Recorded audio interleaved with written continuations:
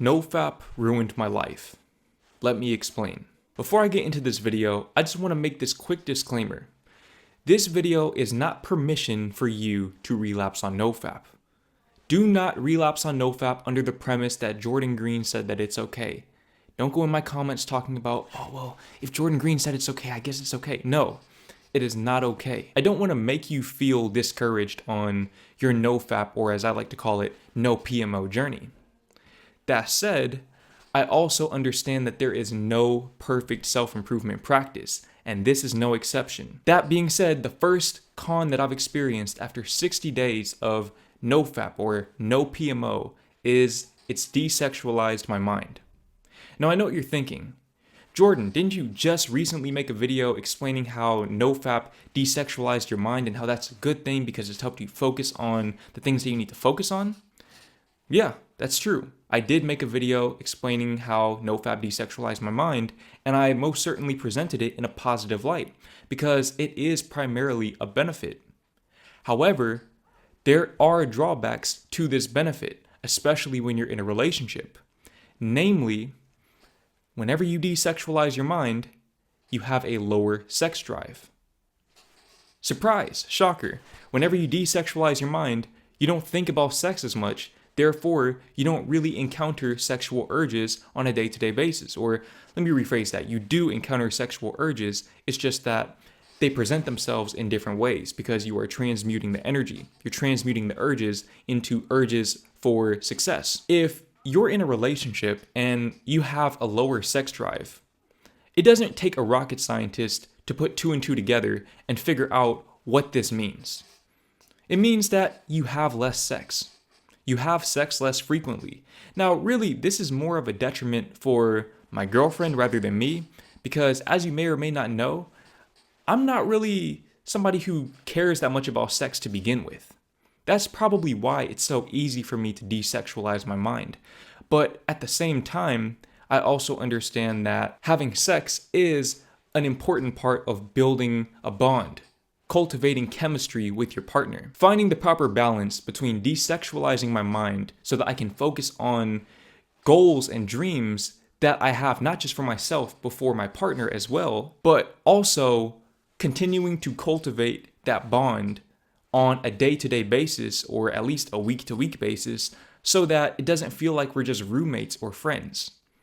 This is something that I've struggled to navigate, and if you're in a relationship, you very well may struggle to navigate this as well as you go about desexualizing your mind, because when you stop consuming pornography, when you take on the challenge of doing no PMO, you are naturally going to desexualize your mind. It's a natural byproduct. It's pretty much the only way that you can effectively do no PMO for any extended period of time. You have to desexualize your mind. But in order to desexualize your mind, you have to lower your sex drive. And again, this can be very troublesome for your relationship, especially if your partner is somebody who craves sex on a regular basis. Thankfully, I'm not in that sort of position, but if I was in that sort of position, then that would be very problematic. And that could actually end up being the tipping point or the deal breaker for a lot of people in terms of whether or not they're willing to be with you. Because for some women out there, that is a non-negotiable. Having sex every day, or every other day at least, is a non-negotiable. For me, in my relationship, that is most certainly not the case. But it still definitely bothers me that I'm not able to perform in that sort of way, especially since in the past I definitely had a larger capacity for sex and pleasure as a whole. On that note, what I've noticed is that even though I have a lower sex drive overall, on the rare occasions when my sex drive does present itself, it presents itself all at once. So instead of a constant rain, I have 6 days of sunshine, and then a hurricane on the 7th day. That's pretty much the best way I can explain it without getting demonetized. Basically, I prioritize my fulfillment over the need for pleasure and instant gratification. And that brings me to the next con that I've experienced after 60 days of no PMO. and that is that I am overly focused. Aside from the fact that I've effectively desexualized my mind, I also find it very difficult to enjoy things like watching Netflix, which I don't really do anymore. I don't watch Netflix. Even with my girlfriend, I don't watch Netflix. I find it difficult to follow basketball like I used to. I find it difficult to watch mindless entertainment on YouTube like I did when I was younger. I can't do these things anymore because now I feel like any time that I spend doing something just for the sake of doing something is time wasted. And you could very well argue that this is a toxic trait because it prevents me from enjoying life on the micro scale. Let me not say enjoying life because I definitely enjoy my life, but it keeps me from experiencing pleasure and fun on a micro scale. And when you see everyone around you indulging in these things, you see everyone around you having fun, it makes you question if the path that you're on is really worth it. For me, it is. It's worth sacrificing fun for fulfillment. But for other people, it might not be. But I guess if it were easy, everyone would do it, and I wouldn't even need to make videos like this. The point that I'm making is that I struggle to enjoy the simple things in life that other people enjoy because I always assess the effectiveness of an activity based on the output rather than the actual experience of doing it. And this extreme all or nothing outcome based thinking, again, prevents me from enjoying small, meaningless things.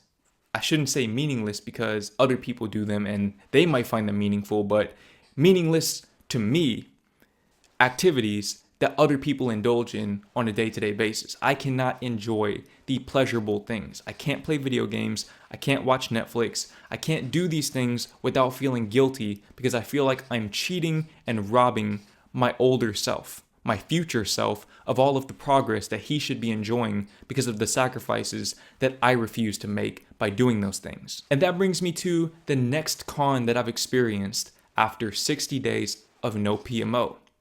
And that is that I am overly ambitious. You see, for me to have this mentality of sacrificing pleasure for long-term gain, I have to believe that there is a long-term gain to be attained. And I do believe it almost to a fault. I truly believe that this video or videos like this one will change hundreds and thousands, if not millions, of young men's lives. And I'm willing to bet my life on it.